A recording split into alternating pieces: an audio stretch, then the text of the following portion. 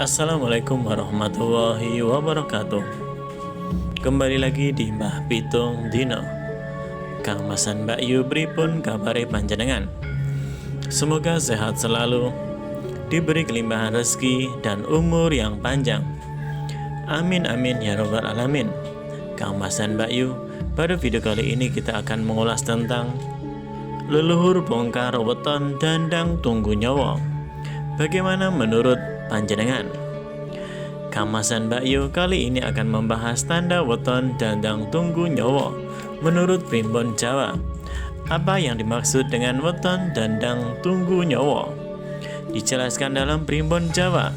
Weton dandang tunggu nyawa yaitu alasan dan tanda weton yang bentrok dengan hodam pendampingnya.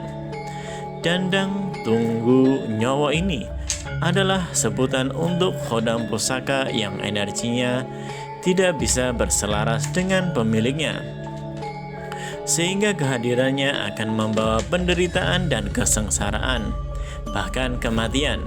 Ilmu hodam adalah jenis ilmu gaib yang kegaiban ilmunya meminta jasa kesaktian dari sosok makhluk gaib. Bisa dari bangsa jin, kuntilanak, gendruwo, dan lain sebagainya. Seringkali hodam ini datang kepada weton yang memiliki perilaku tekun dalam beribadah dan rajin berdoa atau wirid. Karena weton yang seperti itu, tubuh dan pikirannya akan memancar energi gelombang tertentu yang dapat mengundang hodam. Yang datang dengan sendirinya seperti ini terkadang belum diketahui atau bahkan tidak diketahui sama sekali bagaimana sifat dan energi bawaannya. Hodam pendamping baru akan dapat memberikan tuah ataupun manfaat apabila energinya sudah selaras. Sehingga selama masih ada jarak kebatinan antara hodam dan pemiliknya, maka kehadiran hodam tidak banyak berarti. Selama tidak keselarasan, energi ini tidak menimbulkan efek negatif, maka tidak ada masalahnya. Namun, banyak kasus di lapangan yang malah sebaliknya. Banyak kasus dari para pemilik hodam pendamping, terutama yang berasal dari benda pusaka. Hidupnya hancur berantakan karena saling bentrok dengan energi hodamnya. Oleh karena itu, jangan asal dalam memiliki hodam pendamping. Panjenengan harus mengenal terlebih dahulu karakternya, supaya tidak menjadi dandang tunggu nyawa. Beberapa alasan mengapa suatu hodam pendamping yang berasal dari benda pusaka bentrok dan tidak mau menyatu dengan energi tuannya. Alasan hodam pendamping bentrok dengan pemiliknya yaitu hodam tersebut tidak cocok dengan tuannya. Hal ini sering terjadi karena hodam yang berasal dari sebuah benda pusaka, misalnya keris berluk 5, atau sejenis keningratan lainnya, hanya cocok dimiliki oleh mereka yang berdarah ningrat.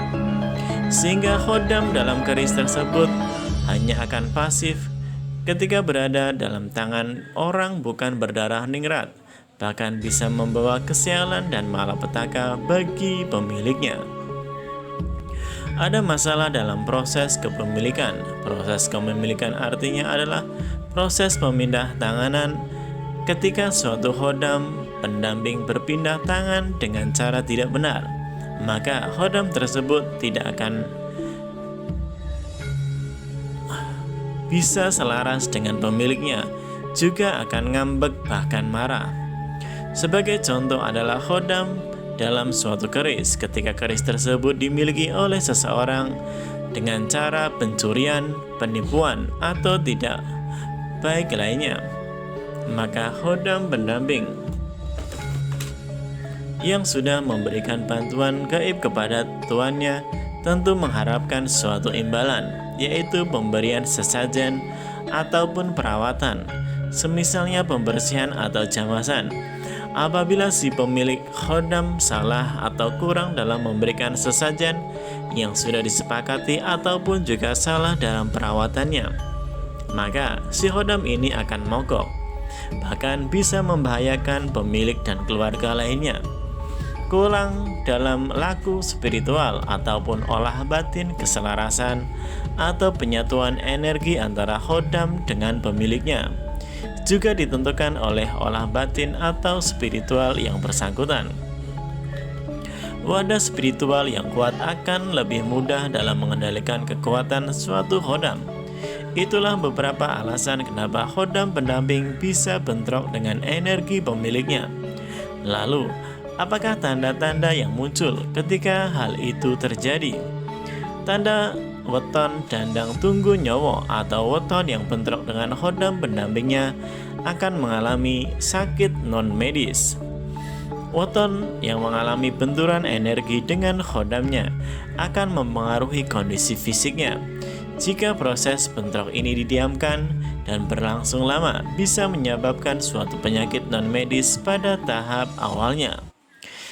Ketika energi si pemilik khodam kalah dan penyakit non-medis itu dibiarkan dalam jangka waktu yang lama, maka akan berubah menjadi penyakit medis, bisa berkembang menjadi kanker, tumor, dan lain sebagainya. Pikirannya selalu kacau, weton yang sering bentrok dengan khodam pendampingnya. Pikirannya sering diambil alih oleh khodam tersebut, namun masih belum pada tahap mediumisasi. Hanya sangat sulit untuk bisa fokus pada hal-hal tertentu. Weton yang sering bentrok dengan khodamnya rata-rata sering terlihat melamun, bahkan linglung, bahkan juga suka menyendiri, tidak mau bersosialisasi dengan orang lain. Dirinya sering mengalami kerasukan ketika terjadi bentrok antara energi pemilik dengan khodamnya, dan ternyata energi khodam lebih besar dan menang, maka otomatis wadah kesadaran orang tersebut berhasil dikuasai oleh khodam. Jeleknya lagi adalah tidak hanya dirasuki oleh khodam, namun juga oleh makhluk-makhluk gaib lainnya yang ikut nimbrung. Kesulitan dalam mengendalikan emosi bentrokan dengan benturan dengan energi khodam pendamping menyebabkan weton ini memiliki dua kepribadian dalam satu tubuh. Jika khodam pendamping yang bentrok memiliki energi panas, maka weton tersebut akan menjadi orang yang gampang sekali marah. Wataknya selalu ingin mencari ribut dan masalah. Sering mendapat teror gaib. Teror gaib ini tentu saja berasal dari khodam pendampingnya sendiri. Khodam tersebut kadang akan mewujudkan sosoknya dengan penampakan makhluk halus yang sering dibayangkan manusia, seperti pocong dan kuntilanak. Kang Mas dan Mbak Yu, demikianlah penjelasan dandang tunggu nyowo dengan alasan dan tanda khodam yang tidak selaras. Kang Mas dan Mbak Yu, ini semua hanyalah prediksi, bisa benar bisa salah. Jangan lupa like, share, komen, dan subscribe.